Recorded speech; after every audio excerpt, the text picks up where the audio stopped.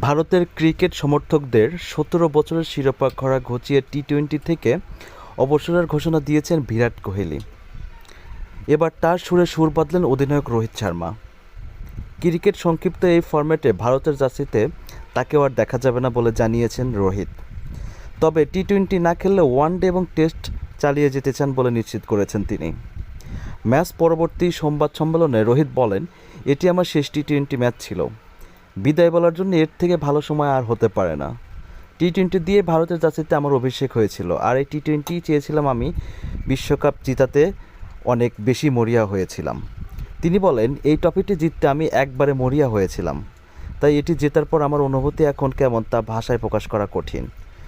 ১৫৯টি আন্তর্জাতিক T twenty match খেলে এই ফরম্যাটের সর্বোচ্চ রান সংগ্রাহকের তালিকায় রোহিত শর্মা রয়েছেন প্রথম।